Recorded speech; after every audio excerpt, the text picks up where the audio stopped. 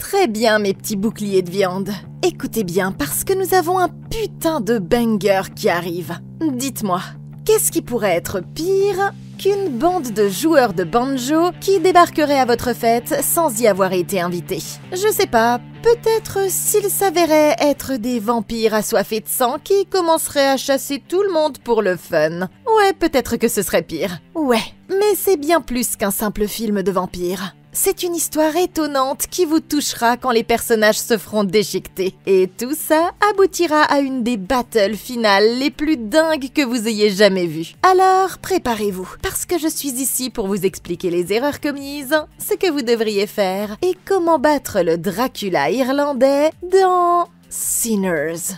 Ce gamin est sur le point de donner une toute nouvelle signification à l'expression « attirer la mauvaise clientèle ». On est juste après le lever du soleil quand ce guitariste Sammy s'arrête à l'extérieur de l'église de son père. Quoi qu'il se soit passé la nuit dernière, on dirait qu'il revient après s'être pris la plus grosse cuite de sa vie. Mais les marques de griffes sur son visage racontent une toute autre histoire. Vous voyez, tout ça a commencé hier, quand ses cousins plus âgés, les jumeaux Smoke et Stack, sont revenus en ville. À présent, ces deux-là sont en fait les gars les plus cool du coin. Et ils ont pour projet de transformer une vieille scierie en le plus incroyable des juke joints que Clarksdale ait jamais vu. Mais comme d'habitude, quelqu'un essaie toujours de les empêcher d'avancer. Rappelez-vous, nous sommes dans le Mississippi en 1932. Et si vous connaissez un tant soit peu la vie de l'époque, vous savez exactement à quel genre d'abrutis ces gars sont confrontés. En particulier ce propriétaire terrien Hogwood ici. Mais après lui avoir montré qu'ils ont plus qu'un simple gros paquet d'argent, il change rapidement d'avis. À présent, Sammy a une grosse soirée qui l'attend, parce qu'il est censé jouer de la guitare au Twins Juke pour sa grande ouverture. Le gamin admire ses cousins, parce qu'ils ont réussi à s'imposer à Chicago. Mais Smoke lui explique qu'au fond, ils sont confrontés aux mêmes problèmes partout où ils vont. Et que Chicago n'était pas leur foutu Mississippi, avec de grands immeubles à la place des plantations. Et c'est la raison pour laquelle ils ont finalement décidé de rentrer chez eux. Ok, si vous avez déjà essayé d'organiser la dingue des fêtes possibles, comme les jumeaux ici, vous savez à quel point il peut être difficile d'empêcher les Karen locales de vous mettre des bâtons dans les roues. Mais croyez-moi, ces gars-là ont connu bien pire que ça. Bon, Sammy est un jeune métayer vivant dans le delta du Mississippi où il doit travailler de longues heures dans les champs contre une part de la récolte, moins le coût des outils, des semences et du loyer bien entendu. En fait, c'était un moyen de maintenir sa famille dans une situation d'endettement constant vis-à-vis des propriétaires terriens, de sorte qu'elle ne puisse jamais vraiment accéder à la liberté économique. Donc pour Sammy, jouer de la guitare est plus qu'un simple passe-temps. C'est comme une chance de pouvoir enfin échapper à la pauvreté. Maintenant, Smoke a fait une observation intelligente quand il a remarqué que Hogwood avait nettoyé le sol de la grange. Et quand il l'a fait remarquer, l'homme a craché par terre juste devant eux. Ça nous montre que Hogwood n'a pas nettoyé le sol pour eux. Il l'a nettoyé parce qu'il a quelque chose à cacher. Et les vautours qui tournent au-dessus du lac pourraient être un signe qu'il est beaucoup plus dangereux qu'il ne le pense. Dans les années 1930, dans le Mississippi, il vivait sous la loi Jim Crow, qui imposait la ségrégation raciale, ce qui signifie qu'il pouvait être battu, enfermé ou tué simplement pour avoir regardé un blanc de travers. Et la police ne faisait rien pour y mettre fin. C'est pourquoi le simple fait d'acheter un terrain à ce type a mis Smoke sous pression au-delà de toute croyance. Genre, peut-être qu'ils auraient pu essayer d'utiliser leur contrat de Chicago pour former une société écran et acheter la propriété de cette façon. Ou même prétendre que le terrain était destiné à une église, s'ils voulaient être un peu plus discrets. Mais le fait qu'ils aient dû faire ça montre à quel point les choses allaient mal à cette époque. C'est vraiment dingue et sacrément triste de voir que tout ça se passait dans ce pays il y a moins de 100 ans. Et même si les jumeaux semblent pouvoir s'en sortir, ils ne se doutent pas que les autres humains ne sont que le début de leurs problèmes. Ok, boum. La bande a beaucoup de travail avant le début de la fête, et inquiet d'être en retard, Smoke emmène le camion en ville pour acheter des fournitures de dernière minute. Sammy est donc accompagné de son cousin Stack, un beau parleur. Et ils ont une tâche encore plus importante à accomplir, parce que maintenant, il est temps de réunir leur putain de bande. Si Stack est le cerveau de l'opération, Smoke, lui, c'est les gros bras. Après les avoir tous les deux maintenus en vie dans les tranchées pendant la guerre, il est plus que préparé à l'agitation de la petite ville de Clarksdale. Remarquant que la rue a l'air particulièrement animée aujourd'hui, il paie une des filles du quartier pour qu'elle garde un œil sur son camion. Comme il s'y attendait, Il n'est même pas entré dans le magasin depuis 2 minutes qu'il entend la fille s'acharner sur son klaxon. Et il aperçoit 2 petits escrocs en train de voler sa bière. Il fait donc ce que toute personne sensée ferait. Il sort son arme et tire une balle dans le cul de l'un d'entre eux. Quand le mec se retourne, il s'avère que ces deux-là se connaissent. Et maintenant, le gars s'excuse en voyant qu'il s'en est pris à la mauvaise personne. Mais ce n'est toujours pas suffisant pour éviter à son ami de se prendre une balle dans le genou, parce que Smoke sait pertinemment qu'il ne peut laisser personne raconter qu'ils ont failli dévaliser les jumeaux. Smoke retourne à l'intérieur et paie son bon ami Beau Shaw, le propriétaire du magasin, pour qu'il s'assure que les gars qu'il vient de blesser puissent se faire soigner. Pour ce qui est de la fête de ce soir, la nourriture et les boissons sont assurées. Et à présent, tout ce qu'il leur faut encore, c'est une pancarte pour la rendre officielle. Et Grace, la femme de Beau, est disposée à en faire une. De l'autre côté de la ville, Sammy et Stack font leur premier arrêt à la gare, où ils tombent sur le légendaire artiste local Delta Slim. Slim sait que son temps vaut de l'argent. Et il faut le persuader de laisser tomber son club de nuit habituel pour venir jouer de la musique au Twin Juke. Mais après lui avoir offert le double de l'argent et une quantité illimitée de bière irlandaise, ils parviennent enfin à le convaincre de venir chatouiller l'ivoire ce soir. En fait, 1 minute plus tard, il joue du blues avec Sammy, comme s'ils se connaissaient depuis toujours. Et alors qu'une foule s'amasse pour apprécier le spectacle, Stack annonce qu'il y aura encore beaucoup plus de musique, de boissons, de fêtes et de jeux qui les attendront à la vieille Syrie quand leur juke ouvrira un peu plus tard dans la nuit. Avant qu'ils ne prennent la route, le fils du pasteur voit un visage qu'il a déjà vu. Et comme par magie, il se présente à Pearline, une célèbre chanteuse locale qui, malheureusement pour Sammy, est déjà mariée. Mais on ne peut pas lui reprocher d'avoir voulu tenter sa chance. Bien sûr, quand on est aussi clinquant que Stack, on attire l'attention. Et c'est alors que Marie, son ancienne petite amie, vient le confronter. Oh, elle est furieuse qu'il l'ait abandonnée après son départ pour la guerre. Et il essaie de prétendre que leur relation n'a jamais été sérieuse, pour commencer. Mais la vérité, c'est qu'il tient beaucoup plus à elle qu'il ne le laisse entendre. Ok, vous savez que c'est mauvais quand Smoke doit littéralement planter un bouchon dans le derrière de quelqu'un avant même que la fête n'ait commencé. Ils ont beau faire attention, on dirait qu'ils ne sont même pas capables de s'arrêter plus de 5 minutes dans un magasin sans que quelqu'un n'essaie de les voler. Et il n'y a manifestement pas de police pour les en empêcher. Sans compter que s'il essayait de porter plainte, il serait probablement accusé de quelque chose et finirait lui-même en prison. C'est d'autant plus vrai quand on sait qu'ils lui ont volé sa bière. En 1932, les États-Unis ont adopté des lois de prohibition interdisant la vente, la fabrication ou le transport de boissons alcoolisées dans tout le pays. Ce qui signifie que ces bouteilles ont autant de valeur que de l'or massif. Je veux dire, personne ne viendra à la fête s'il n'y a pas de bière, pas vrai? Sans bière, le juke joint serait condamné dès le premier soir. Maintenant, cela étant dit, étant donné que tout ce qu'ils font est illégal, il est important pour eux de faire profil bas au maximum. Mais entre Smoke qui tire sur 2 types en plein jour, son frère qui annonce leur plan à tout le monde dans cette foutue gare, et Sammy qui drague une femme mariée, ils ne font pas vraiment du bon boulot. Mais on ne peut pas organiser une fête si on ne fait pas passer le mot, si? Maintenant, une de leurs meilleures options pourrait être leurs amis les Shaw. Dans de nombreuses régions du delta du Mississippi, les Américains d'origine chinoise possédaient plus de 90% des épiceries desservant les communautés noires et blanches. Leur magasin est donc l'endroit idéal pour distribuer des invitations et des prospectus tout en s'assurant que les perturbateurs de la fête ne le découvriront pas. Je changerai même les mots sur le prospectus comme fête en juke ou avec des mots religieux comme résurrection ou études bibliques. De cette façon, seules les personnes averties comprendront le message. Sammy pourrait même essayer de faire passer le message par l'église de son père, parce qu'à l'époque, les églises étaient en quelque sorte le forum de discussion de la ville, ce qui en ferait l'endroit idéal pour faire passer le message sans attirer d'attention indésirable. Maintenant, en parlant de ça, ce ne serait pas une mauvaise idée de répandre la rumeur qu'il y a une grande fête illégale ailleurs. Vous savez, comme un moyen de tromper les autorités. Mais la vérité, c'est que les flics sont en fait le cadet de leurs soucis, et rien ne pouvait les préparer à ce qui est sur le point de se pointer à leur porte. L'escouade s'arrête ensuite dans un champ de coton où elle retrouve son vieil ami Cornbread, qui travaille dur pour atteindre son quota. C'est un membre éminent de la communauté qui va travailler ce soir à la porte du club Juke, même s'il ne le sait pas encore. Mais Stack opère sa magie habituelle, et il ne faut pas longtemps avant qu'il n'ait leur videur. Et ils ne sont apparemment pas les seuls à retrouver des fantômes du passé. Son frère Smoke a une affaire personnelle qui n'a que trop tardé.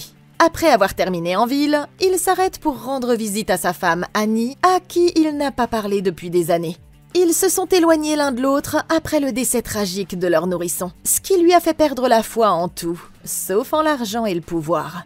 Annie, elle, continue de suivre les anciennes traditions, et elle est convaincue que ses prières ont permis aux jumeaux de rester en vie.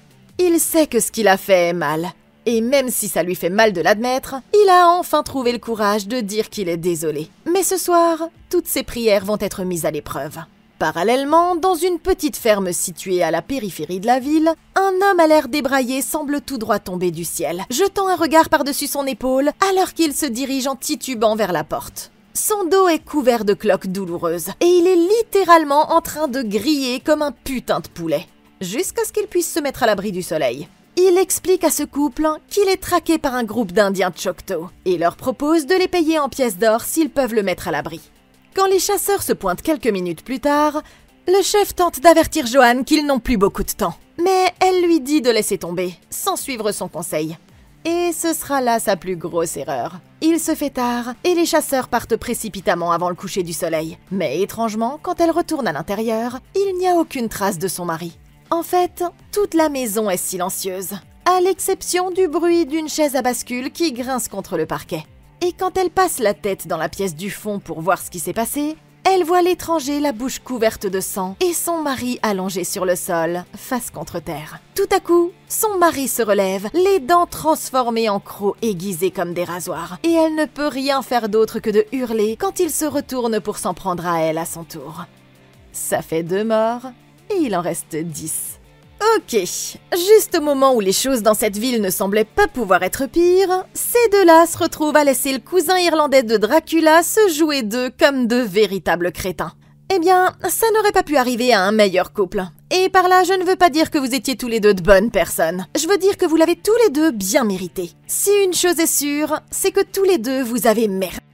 Bon, pour être tout à fait honnête, ok, personne ne passe ses journées en s'attendant à ce qu'un foutu vampire se pointe à sa porte. Mais ce type n'aurait pas pu être plus suspect s'il avait encore eu des menottes au poignet. Peut-être avez-vous manqué le fait qu'il fumait littéralement à cause de la lumière du soleil, que sa bouche semblait remplie de sang et qu'il était couvert de brûlures au 3e degré. Mais dès qu'il a mentionné qui le poursuivait, c'est là que vous auriez dû vous rendre compte qu'il se passait quelque chose de vraiment dangereux. Vous avez dit vous-même que les chasseurs Choctaw n'étaient pas venus dans le secteur depuis de nombreuses années. Eh bien, c'est parce que la plupart d'entre eux ont été réinstallés de force dans l'Oklahoma dans les années 1830. Et ceux qui sont encore là ne prendraient jamais le risque d'interagir avec des idiots comme vous, à moins qu'ils n'aient une très bonne raison de le faire. Donc, soit ces chasseurs ont parcouru des centaines de kilomètres juste pour tuer ce type, soit ils risquent une arrestation et une expulsion de leur terre. Mais quoi que ce gars ait fait, ça n'a pas dû être une bonne chose pour qu'il soit si en colère. En outre, s'il a réussi à s'enfuir sans rien d'autre que les vêtements qu'il porte sur le dos,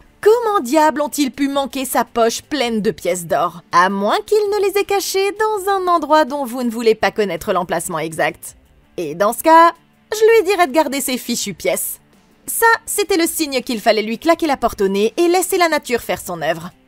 Mais dès qu'il a vu que vous aviez cette garde-robe Yeezy dans votre placard, si vous voyez ce que je veux dire, il a su que vous étiez suffisamment bête pour tomber dans le panneau. Ces chasseurs n'étaient pas des intrus, ils essayaient de sauver vos vies.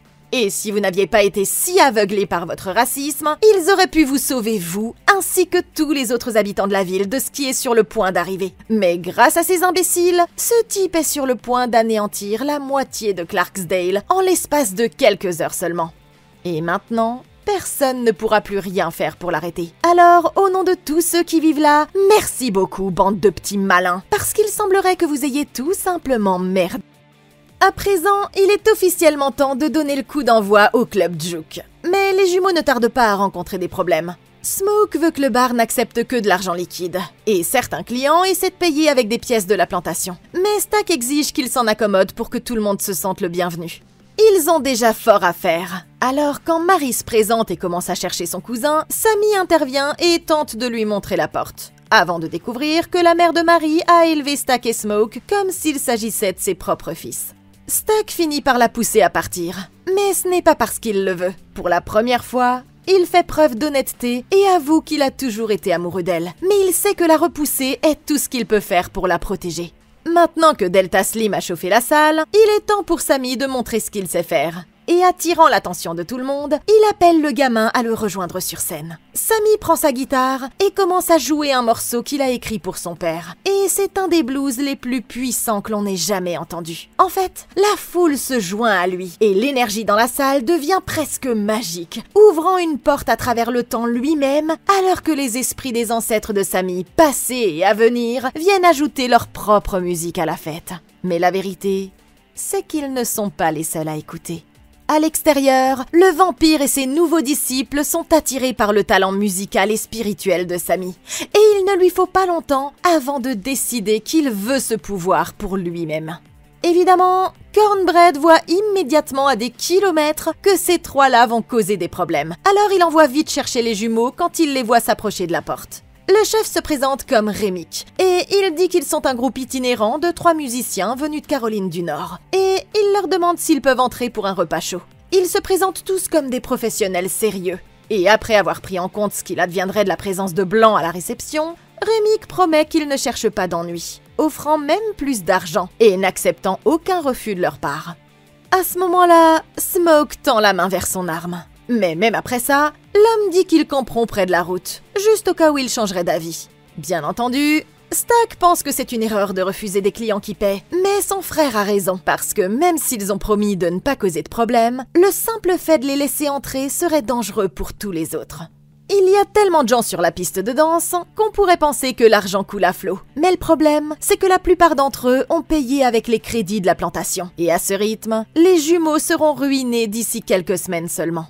Comme si ça ne suffisait pas, Marie finit par comprendre que les jumeaux ont gagné tout leur argent en volant les gangs rivaux de la région de Chicago, en particulier en pillant la bière des Irlandais et le vin des Italiens, ce qui rend encore plus important le succès de leur boîte de nuit.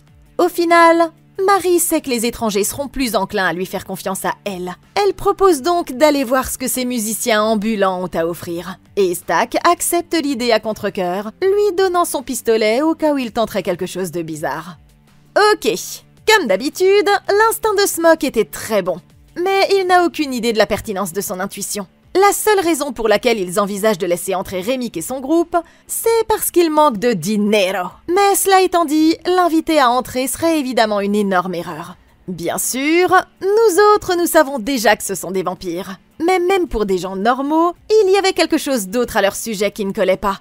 Bon, en tant que groupe blanc et irlandais de banjo, qui se dit originaire de Caroline du Nord, on s'attendrait à ce qu'ils jouent quelque chose comme des chansons folkloriques des Appalaches ou d'Irlande. Mais au lieu de ça, ils ont choisi de jouer Pick Poor Robin Clean, une chanson enregistrée à l'origine par une artiste de blues noire nommée Geeshie Wiley. C'est comme s'ils avaient entendu la musique depuis l'extérieur et qu'ils avaient délibérément choisi de leur jouer du blues pour les manipuler. Mais qu'ils n'avaient pas été capables de le faire parce que ça ne venait tout simplement pas de leur âme. Ce qui ne fait qu'ajouter aux raisons pour lesquelles ils ne sont pas dignes de confiance. Par ailleurs, comme l'a souligné Smoke, il y a plein d'autres établissements qui sont plus proches de leur style. Le fait que ces 3 blancs sortis de nulle part soient si déterminés à entrer dans leur juke est donc incroyablement suspect, peu importe de quelle manière on considère la question. Maintenant, il est évident que leur décision de ne pas les laisser entrer était le meilleur choix qu'ils pouvaient faire, parce que tout le monde sait que les vampires ne peuvent pas pénétrer dans une propriété privée à moins d'y avoir été personnellement invités. Mais même sans savoir que ce n'est qu'une bande de suceurs de sang, Smoke a raison de vouloir les tenir à l'écart. S'il se passait quelque chose entre eux et un de leurs clients, la police serait immédiatement de leur côté, même sans aucune forme de preuve. Par conséquent, s'ils voulaient être particulièrement prudents, ils pourraient annoncer qu'un groupe de blancs douteux traîne le long de la route et avertir leurs clients de ne pas s'approcher d'eux. De cette façon, ils auraient au moins une chance de s'en sortir au moment de quitter la fête.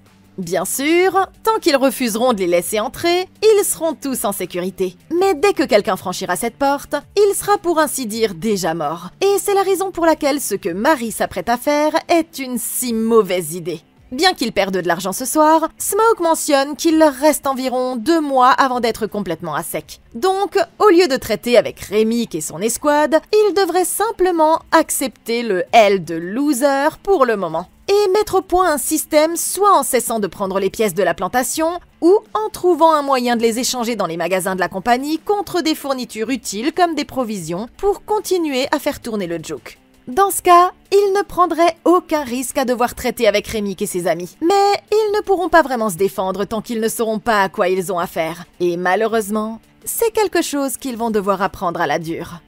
Marie n'a pas besoin d'aller bien loin avant de tomber sur l'homme et ses amis, postés sur un tronc d'arbre en contrebas de la route. Elle s'assoit et demande poliment à voir les billets. Mais au lieu de bons vieux dollars américains, ce type lui donne une poignée de pièces d'or massifs. Marie comprend à présent qu'il se passe quelque chose de très bizarre avec ces gens. Et tout à coup, les yeux de Remix se mettent à briller et il commence à se pencher vers elle pour lui mordre le cou.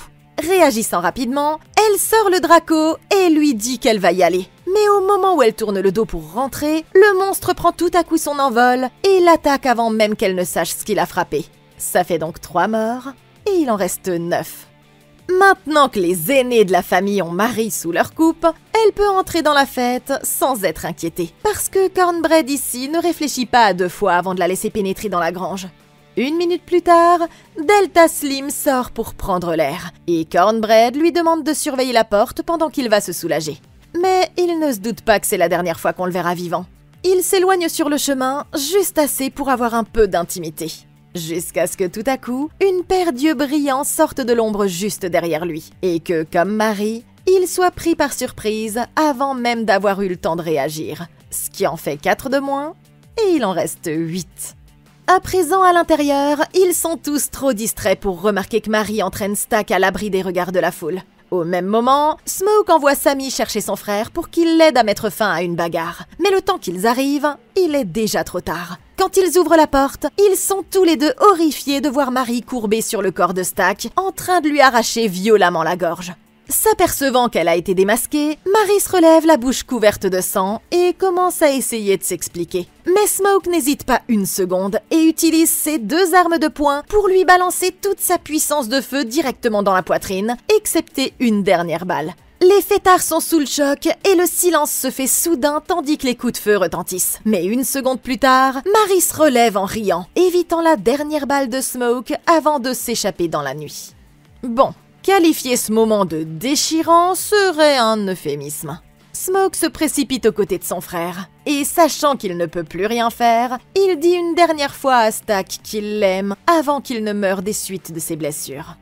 Malheureusement, je suis obligée de le dire. Ça fait 5 morts, et il en reste 7. Du coup, après avoir vu ça, Delta Slim dit immédiatement à tout le monde qu'il est temps de prendre la route et de rentrer à la maison, sans jamais se rendre compte qu'il vient de les envoyer se faire massacrer. Le groupe essaie toujours de comprendre ce qui vient de se passer, mais Annie sait qu'il y a forcément plus que ça. Elle demande plus de précision à Sammy et apprend que Marie a dit « Nous allons tous vous tuer ». Et ce mot fait toute la différence. Pour elle, il est évident qu'ils ont été attaqués par quelque chose de surnaturel, comme un esprit maléfique connu sous le nom de Haint. Et bien que ce soit douloureux de le dire, elle veut que le corps de Stack soit emmené à l'extérieur avant que les choses n'empirent. Mais Smoke refuse de les laisser s'approcher de son frère, toujours sous le choc face à l'impensable. Quant au show, Grace rappelle à Beau que malgré tout le respect qu'ils lui doivent, le moment est maintenant venu de faire leurs adieux et de retourner en ville. Après tout, leur fille doit se demander où ils sont. Alors elle envoie Beau chercher la voiture, sans se douter que les vampires sont toujours dehors. Mais à la minute où il quitte la grange, il est lui aussi, pour ainsi dire, déjà mort. Ce qui fait donc 6 morts, et il en reste 6. Wouh! Ok, eh bien mes petits boucliers de viande, on dirait que le comte Freakula vient encore de frapper. Leurs amis n'ont pas eu la chance de le voir venir, mais maintenant qu'ils ont été témoins d'une attaque, ils peuvent enfin commencer à faire quelque chose, même s'ils sont un peu à côté de la plaque en ce qui concerne ce qu'ils combattent. Il est important de savoir qu'Annie pratique le hoodoo, une forme de magie traditionnelle afro-américaine créée et transmise par ses ancêtres. Ça fait en quelque sorte d'Annie leur arme secrète. Donc s'ils veulent survivre, il ferait mieux d'écouter ce qu'elle a à dire. Maintenant, Annie pense qu'ils ont affaire à un Haint, un esprit maléfique issu du folklore sudiste qui s'attaque aux vivants et possède leur corps. C'est peut-être un peu différent d'un vampire, mais c'est au moins une première piste dans la bonne direction. Et à partir de maintenant, ils doivent commencer à utiliser ses compétences et ses connaissances pour se défendre. Tout d'abord, dès qu'elle a réalisé que quelque chose était à l'extérieur de la grange et les chassait, ils auraient dû dire à tous ceux qui restaient de rester à l'intérieur, parce qu'ils allaient avoir besoin d'autant de boucliers de viande qu'ils pouvaient en avoir. Il était déjà trop tard pour sauver environ 90% des invités, mais ils ont complètement oublié Beau et Grace. Et s'ils avaient au moins pu prévenir son mari à temps, alors ils auraient eu une menace de moins à affronter plus tard. Mais pour l'instant, ils doivent garder cette porte bien fermée jusqu'au lever du soleil, parce qu'ils doivent partir du principe que tous ceux qui sont dehors ont déjà été corrompus. Par conséquent, ils ne doivent laisser personne d'autre entrer ou sortir. Bien que les vampires et les Haints soient complètement différents, la magie protectrice qu'Annie pratique pourrait bien fonctionner contre les deux types de créatures. Une des méthodes les plus simples consiste à placer des lignes de sel le long des portes et des rebords de fenêtres, ce qui constitue généralement une barrière contre la plupart des esprits malveillants. Donc si c'était moi, c'est par là que je commencerais. Les morceaux de fer fonctionnent parfois de la même manière. Alors s'ils ont des clous ou des fers à cheval qui traînent quelque part, c'est maintenant qu'il faut commencer à les placer près des entrées pour une barrière protectrice supplémentaire. Mais est-ce que tout ça pourrait réellement arrêter un vampire? Probablement pas. Cependant, tant qu'ils ne les laissent pas entrer, ils devraient être en sécurité. Comme l'a souligné Annie, leur tâche la plus importante est de s'occuper du corps de Stack. Parce que s'il se transforme alors qu'il est encore à l'intérieur, alors ils sont tous complètement foutus. Bon, Smoke n'est peut-être pas d'accord, mais elle doit expliquer que c'est le seul moyen de garder tout le monde en sécurité. Sinon, ils vont avoir droit à une mauvaise surprise quand il se lèvera et commencera à ronger le cou des gens. Ouch! Bon, comme Smoke refuse qu'on emmène le corps de Stack à l'extérieur, Annie l'enferme respectueusement dans le placard au lieu de ça. Et elle demande à Sammy de le surveiller. C'est alors que Cornbread arrive pour la première fois depuis sa disparition. Et il commence à agir comme s'il n'avait aucune idée de ce qui se passe. Mais Annie ne tarde pas à voir clair dans ses bobards. Bizarrement, le type refuse de franchir le seuil de la porte à moins que quelqu'un ne l'invite expressément à entrer. Mais maintenant que Marie a pour ainsi dire craché le morceau, personne n'est aussi stupide pour tomber dans son piège. Excédé, il semble sur le point de partir, mais c'est alors qu'il se souvient qu'il n'a pas encore été payé, et il commence à tendre la main juste derrière le seuil de la porte. Bien que les autres lui disent de ne pas lui faire confiance, Smoke met la main à la poche et sort l'argent. Mais au moment où il va le mettre dans sa main, le vampire lui attrape tout à coup le bras et l'entraîne à l'extérieur en une fraction de seconde. Smoke sort son arme et tire en plein dans le visage du monstre. Mais maintenant, il est à plat ventre et se retrouve coincé hors de la sécurité de la grange. Annie se précipite sur lui et le ramène à l'intérieur juste au moment où Cornbread se relève pour attaquer à nouveau. Et elle lui claque la porte au nez tandis que le monstre se tient là, de l'autre côté, affichant un air frustré. Tout le monde est sérieusement secoué, mais comme si les choses n'étaient pas déjà assez graves, ils entendent alors quelqu'un frapper à la porte du placard. C'est Stack, et il commence à essayer de convaincre son frère de le laisser sortir, prétendant qu'il se sent déjà beaucoup mieux. Les autres savent qu'ils ne doivent pas lui faire confiance, mais plus il est frustré, plus il se met à frapper de l'autre côté, et de plus en plus fort, jusqu'à ce qu'il traverse carrément la porte et atterrisse directement sur Sammy. Ils auraient tous été dans la merde à ce moment précis si Annie n'était pas revenue en courant juste à temps pour lui jeter un pot d'ail mariné à la figure. Et tandis que la créature s'enfuit en hurlant de douleur, elle réalise exactement ce à quoi ils sont confrontés. Et elle dit aux autres que Rémic et ses disciples sont en fait un clan de vampires.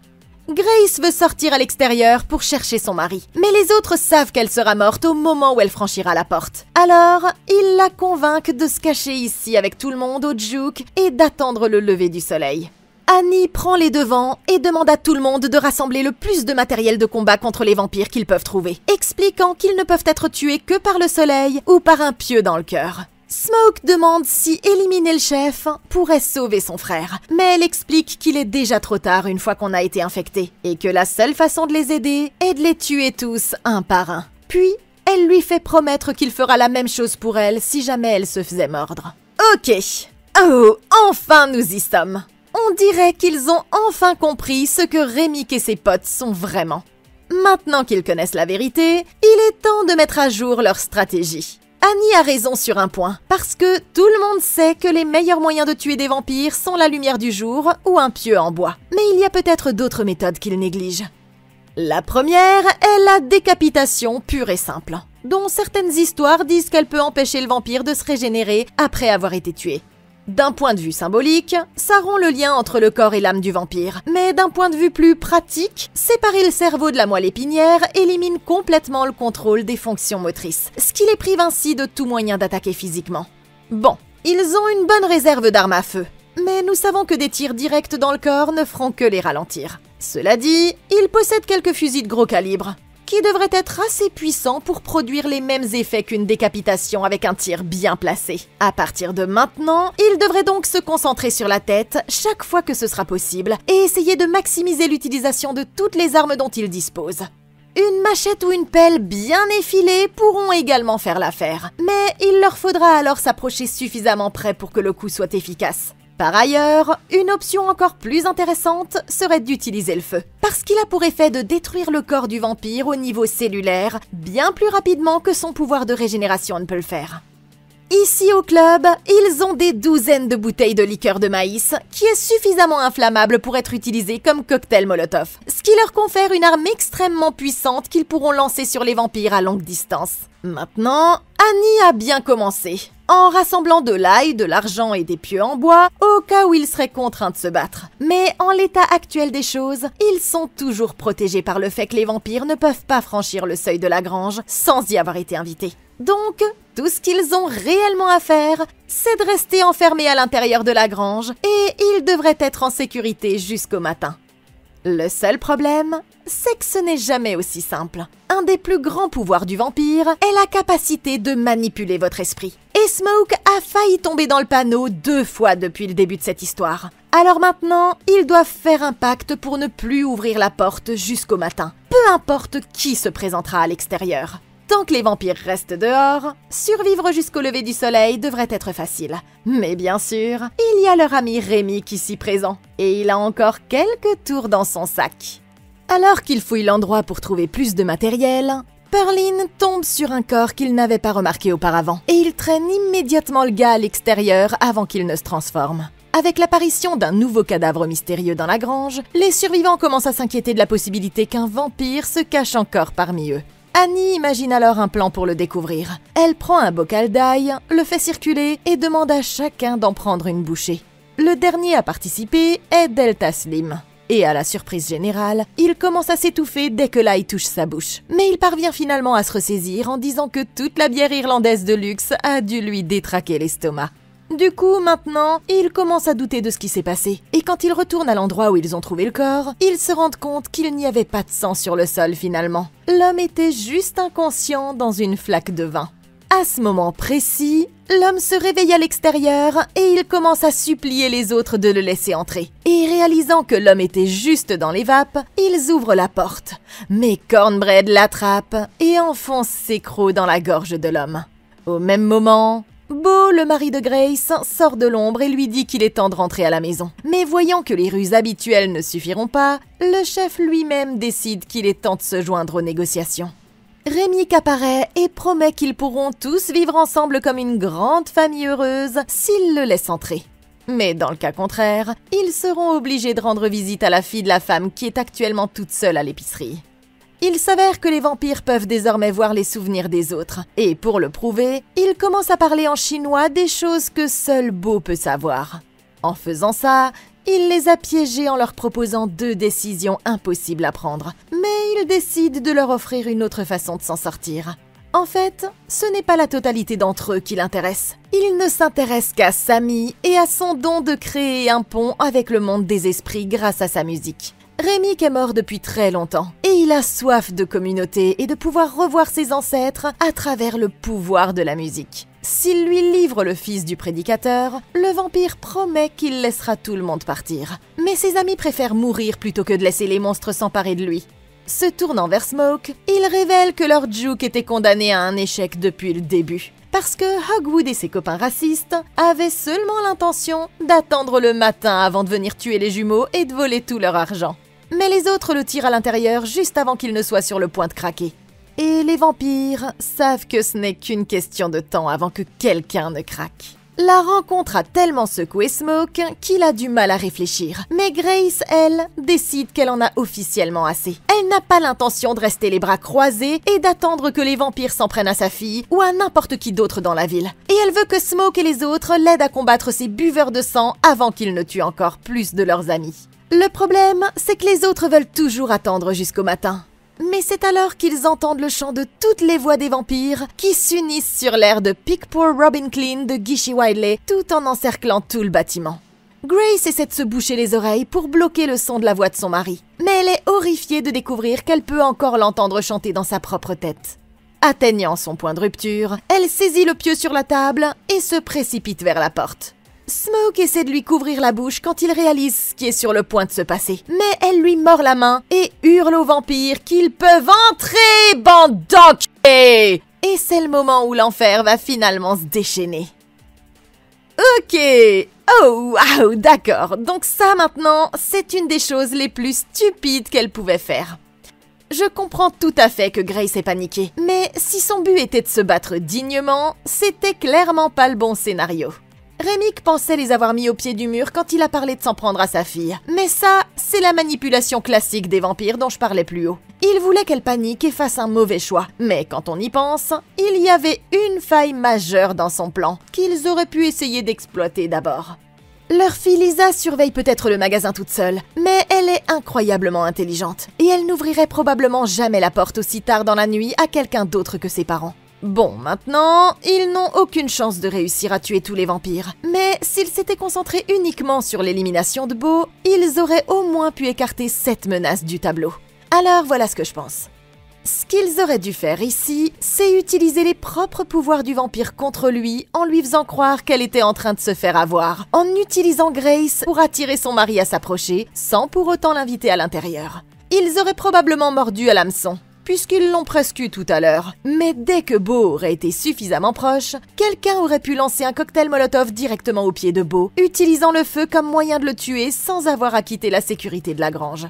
On dirait que maintenant, leur seul choix est de se préparer à un combat à mort. Mais en plus de toutes les armes qu'ils ont déjà préparées, il y a une idée folle qui pourrait bien fonctionner. Plus tôt, le vampire a mentionné qu'il voulait Sammy parce que sa musique pouvait le connecter avec les esprits de ses amis d'antan et de sa famille. Mais peut-être que ça fonctionne dans les deux sens.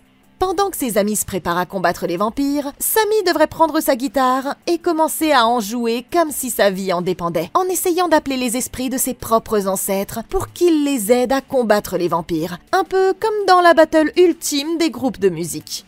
Il est clair que c'est un pari risqué, mais avec 30 vampires sur le point de frapper à leur porte, ils vont avoir besoin de toute l'aide qu'ils peuvent obtenir. Les survivants se préparent au combat jusqu'à ce que Rémick ouvre enfin la porte, et Grace lui lance immédiatement un cocktail Molotov à la tête. Mais il le repousse derrière son épaule alors que les vampires commencent à déferler à l'intérieur. Chargeant vers l'avant, elle s'attaque directement à son mari, le plaquant dans les flammes et lui enfonçant un pieu dans le cœur. Mais elle meurt brûlée vive dans le chaos, et ses amis n'ont aucun moyen de la sauver. Annie balance une giclée de jus d'ail sur le chef, et elle se rend compte que les autres vampires ressentent sa douleur. Mais quand elle se retourne pour partager cette information avec Smoke, c'est là que son propre frère se jette sur elle et lui plante sauvagement ses crocs dans le cou. Perline repousse le vampire d'une balle dans l'épaule, mais il est déjà trop tard pour sauver la vie d'Annie. Et se précipitant à ses côtés, Smoke réalise qu'il ne lui reste qu'une seule chose à faire. Le cœur brisé, il dit à sa femme qu'il l'aime, avant de prendre un pieu et de lui transpercer la poitrine, conscient que c'est le seul moyen de l'empêcher de se transformer en morte vivante. Il est trop ébranlé pour bouger. Mais Delta Slim se précipite sur lui et le remet sur pied. Il pousse les survivants vers les escaliers et leur dit de courir pendant que lui tiendra les vampires à distance. Il se livre alors haut et fort pour faire diversion et il laisse les monstres l'envahir pendant que ses amis courent se mettre à l'abri. Il s'en va comme un vrai dur pour leur donner au moins une chance de survivre. Mais ce n'est pas encore fini. Au moment où ils atteignent le grenier, Rémick et Stack font irruption par la porte, et le chef s'en prend directement à Sammy, tandis que les jumeaux s'affrontent dans un combat à mort. Il n'y a aucun moyen de les vaincre tous, et alors que son cousin lui crie de courir, Sammy plonge par une porte de l'étage et commence à boiter en direction de la route. Il n'arrive pas bien loin avant que Rémick ne l'attrape par l'épaule et ne l'envoie voler dans un étang voisin. Pendant ce temps, à l'intérieur, les jumeaux continuent de se taper dessus jusqu'à ce que Stack prenne enfin le dessus. Mais alors qu'il se penche pour mordre la gorge de son frère, il est tout à coup repoussé par un des charmes protecteurs que lui avait donné sa femme, ce qui permet à Smoke de le frapper avec un revers et d'atteindre son pieu. Au moment où le vampire pense qu'il les a tous battus, Sammy commence à réciter la prière du Seigneur, distrayant Rémick en lui rappelant que les hommes qui ont volé la terre de son père lui ont imposé ces mots. En même temps, il attrape lentement sa guitare et la brise sur la tête de la créature, laissant le résonateur en argent profondément enfoncé dans le côté de son crâne. C'est presque un coup mortel. Mais ce n'est toujours pas suffisant pour abattre la créature, jusqu'à ce qu'à la toute dernière seconde, Smoke se précipite par derrière et lui plante un pieu en plein dans le cœur, mettant enfin un terme au règne de terreur du vampire, une bonne fois pour toutes. Un instant plus tard, le soleil se lève au-dessus des arbres, alors que toute la horde de vampires s'enflamme tout à coup, et leur chef se retrouve englouti dans une tornade de feu avant que son corps ne se désintègre en cendres. Ils sont les deux seuls survivants de leur nuit d'horreur, et reconnaissant que le gamin soit encore en vie, Smoke fait promettre à son cousin de mener une vie tranquille à partir de maintenant. Sammy prend les clés de leur voiture et retourne à l'église de son père, où nous l'avions trouvé au début de l'histoire. Mais Smoke, lui, a encore des choses à régler. Telle une horloge, Hawkwood et ses copains racistes s'arrêtent, pensant qu'ils sont sur le point de le prendre au dépourvu. Mais c'est à ce moment-là que Smoke commence à leur tirer dessus depuis la lisière des arbres avec un fusil surpuissant, éliminant une escouade de racistes avant même qu'ils ne se rendent compte de ce qui les a frappés. Il lance une grenade dans un des camions au moment où les 3 derniers survivants tentent de s'enfuir, mais il est finalement touché dans le processus, ce qui lui laisse une blessure mortelle au niveau des tripes. Sachant qu'il est sur le point de mourir, il retrouve Hogwood qui se vide de son sang dans la poussière et l'achève. Et maintenant que c'est fini, une vision d'Annie apparaît avec leur petite fille, l'accueillant toutes les deux pour le faire passer de l'autre côté. Quant au jeune Sammy, il n'a jamais abandonné son rêve de devenir musicien. Et 60 ans plus tard, c'est un vieil homme qui approche de la fin de sa carrière. Un soir, après la fermeture, le videur lui dit que des gens à l'extérieur lui ont proposé de l'argent pour pouvoir entrer et le voir. Et avant qu'il ne comprenne ce qui se passe, le videur a déjà fait entrer Stack et Marie dans le club. Il s'avère que son frère était le seul que Smoke ne pouvait pas tuer, et il l'a laissé vivre à condition qu'il promette de laisser Sammy tranquille. Et maintenant qu'il est un vieil homme, les vampires sont venus lui offrir une dernière chance de vie éternelle. Mais Sammy dit qu'il a assez vu cet endroit, et qu'il est très satisfait de la vie qu'il a vécue. Stack abandonne son plan, et admet qu'au fil des ans, lui et Marie ont collectionné tous ses albums. Et ils sont de grands fans. Enfin, tout sauf la musique qu'il fait avec sa guitare électrique. Il demande à Sammy s'il a encore la vraie fibre en lui. Et il est extrêmement surpris quand il voit la guitare de son père restaurée et en état de marche en possession de Sammy. Après leur avoir joué une dernière chanson, il dit au revoir à son cousin pour la dernière fois. Non sans lui avoir demandé s'il pensait encore à ce jour lointain au club Juke. Après une pause, Stack dit qu'il n'y a aucun doute à ce sujet. C'est la dernière fois qu'il a vu son frère, la dernière fois qu'il a vu le soleil. Et pendant quelques heures seulement, tout le monde était libre. Sinners. Ouais je savais pas que j'avais besoin d'un film de dance battle de vampires sexy dans ma vie. Mais bordel, ils ont assuré. C'est comme si, enfin, quelqu'un venait de se rappeler comment on réalise un bon film. Même la séquence après le générique a élevé un film déjà génial à la perfection. Et Rémick, sérieux, c'était le plus grand méchant à l'écran du moment. Les meilleurs méchants au cinéma sont ceux qui croient vraiment qu'ils ont raison. Et vous voyez, l'histoire de Rémick, la raison pour laquelle il a fait ce qu'il a fait, c'était du genre « Et je peux m'identifier, je veux voir mes potes aussi, et je veux pouvoir faire un vrai jam pour y arriver ». Alors, de la part de l'équipe de Comment Battre, un grand bravo à toute l'équipe de Proximity Media pour avoir réussi l'impossible et créé ce qui est peut-être le meilleur film de toute l'année. 3 fois bravo! Maintenant, après les millions de personnes qui ont vu ce film et tout cela étant dit, il y avait probablement quelques façons différentes de gérer les choses dans l'épisode d'aujourd'hui. Vous devez donc me faire savoir dans les commentaires ce que vous auriez fait différemment. Merci beaucoup d'avoir regardé. Comme toujours, laissez un like, abonnez-vous et consultez la playlist de Comment Battre pour d'autres vidéos de ce genre. Je suis là pour vous. Nous, on se retrouve dans la prochaine vidéo. Et d'ici là, passez une excellente journée!